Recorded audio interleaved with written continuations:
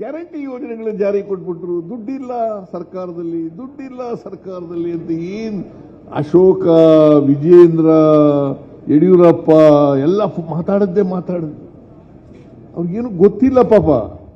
RSS ಅವ್ರು ಏನು ಹೇಳ್ಕೊಡ್ತಾರೆ ಹಂಗೆ ಬಾಯ್ಪಾಠ ಮಾಡೋದು, ಗಿಳಿಪಾಠ. RSS ನವ್ರು ಏನು ಹೇಳ್ಕೊಡ್ತಾರೆ ಅದು ಗಿಳಿಪಾಠ. ಹಿಂಗೆಂತ ಹೇಳಪ್ಪ, ಹಿಂಗೆ ಹೇಳು. ರಾಮ ಅಂತನು ರಾಮ, ಕೃಷ್ಣ ಅಂತನು ಕೃಷ್ಣ, ಈ ಥರ ಹೇಳ್ಕೊಡೋದು. ಬಿಜೆಪಿಯವರು ಇದ್ದಾರಲ್ಲ, RSS ಅಂತ ಒಂದು ಸಂಸ್ಥೆ ಇದೆ. ನಿಮ್ಗೆ ಗೊತ್ತದು RSS ಸಂಸ್ಥೆ? ಗೊತ್ತಿರ್ಬೇಕಲ್ಲ, 100 ವರ್ಷ ಆಗ್ಬಿಟ್ಟದೆ. ನೀನು RSS 100 ವರ್ಷ ಆಗಿದೆ. RSS ಹುಟ್ಟಿ 1925ನೇ ಇಸ್ವಿನಲ್ಲಿ ಹುಟ್ಟಿದ್ದು ಅದು. ಇವತ್ತಿಗೆ 100 ವರ್ಷ ಆಯಿತು. ಅಶೋಕ ಸ್ವಂತವಾಗಿ ಏನೂ ಹೇಳಲ್ಲ, ವಿಜೇಂದ್ರ ಸ್ವಂತವಾಗಿ ಏನೂ ಹೇಳಲ್ಲ.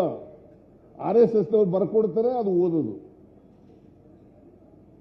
ಅಲ್ಲಿ ಅಸೆಂಬ್ಲಿನಲ್ಲಿ ಇರ್ತಾನಲ್ಲ, ನಾನು ಕೇಳಿದೆ ಒಂದಿನ ಅಶೋಕನಿಗೆ, ಏನ್ ಮಾಡೋದು ಸರ್, ಇಲ್ಲೊಬ್ರು ಬಂದು ಕೂತ್ಕೋತಾರೆ RSSನವರು, ಅವ್ರು ಹೇಳ್ದೆ ಹೋದ್ರೆ ನಮ್ಮನ್ನು ಬಿಡಲ್ಲ ಸಾರ್ ಅಂತ ಹೇಳ್ತಾರೆ. ಇಂಥ ಪಾರ್ಟಿ ಬೇಕಾ ನಿಮಗೆ? ಮತ್ತೆ ದಿನೇಶ್ ಗುಂಡೂರಾವ್ ಅಂತವ್ರು ಬೇಕಾ, ಇಂಥವ್ರು ಬೇಕಾ? ನೋಡ್ರಿ, ಏನು ಸಹಾಯ ಮಾಡಲ್ಲ. ನಾನು ಹೇಳಿದೆ, ಈಗ ತಾನೇ ಮಾತಾಡ್ತಾ ಇದ್ದೆ ಅಧಿಕಾರಿಗಳ ಜೊತೆನಲ್ಲಿ. ಈ ಮಹೇಶ್ವರ ರಾವ್ ಮತ್ತು ತುಷಾರ್ ಇವ್ರ ಜೊತೆ ಮಾತಾಡ್ತಾ ಇದ್ದೆ. ಇನ್ನೊಂದು ವಾರದಲ್ಲಿ ಗುಂಡಿಗಳನ್ನು ಮುಚ್ಚಲೇಬೇಕು. ಈ ಮಳೆ ಬೇರೆ ಬಂದ್ಬಿಡ್ತದೆ, ನಿಗದಿತ ಟೈಮ್ನಲ್ಲಿ ಮುಚ್ಚಕ್ಕಾಗಲ್ಲ. ಇದು ಬಂದಿರೋದು ಸಾಪತ್ರ. ಈ ಸಾರಿ ಮಳೆ ಜಾಸ್ತಿ ಬಂದ್ಬಿಡ್ತು, ಮಳೆಗಾಲದಲ್ಲಿ ಮುಚ್ಚಕ್ಕಾಗಲ್ಲ. ಬಟ್ ಎನಿವೇ, ಈಗ ವೈಟ್ ಟ್ಯಾಪಿಂಗ್ ಯಾಕೆ ಮಾಡ್ತಾ ಇದ್ದೀವಿ ಅಂತಂದ್ರೆ, ವೈಟ್ ಟ್ಯಾಪಿಂಗ್ ಮಾಡೋದ್ರಿಂದ ಗುಂಡಿ ಮುಚ್ಚೋದು ಕಡಿಮೆ ಆಗುತ್ತೆ, ಗುಂಡಿ ಬೀಳೋದು ಕಡಿಮೆ ಆಗುತ್ತೆ.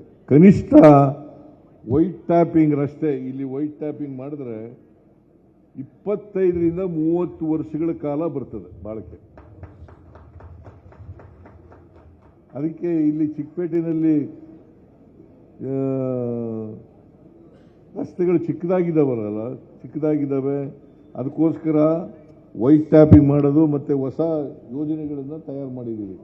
ನಿರ್ಭೀತ, ನಿಷ್ಪಕ್ಷಪಾತ, ವಿಶ್ವಾಸಾರ್ಹ ಸುದ್ದಿಗಳಿಗೆ ಮತ್ತೊಂದು ಹೆಸರಾಗಿರುವಂತ ನ್ಯೂಸ್ 18 ಕನ್ನಡ ಈಗ ಆಪ್ನಲ್ಲೂ ಲಭ್ಯವಿದೆ. ದಯವಿಟ್ಟು ಇಲ್ಲಿರುವಂತ QR ಕೋಡ್ ಸ್ಕ್ಯಾನ್ ಮಾಡಿಕೊಂಡು ಆಪ್ ಡೌನ್ಲೋಡ್ ಮಾಡೋದಕ್ಕೆ ಮರಿಬೇಡಿ. ನಿಮ್ಮ ಬೆಂಬಲ ಹೀಗೆ ಸದಾ ನಮ್ಮೊಂದಿಗಿರಲಿ. ಧನ್ಯವಾದ.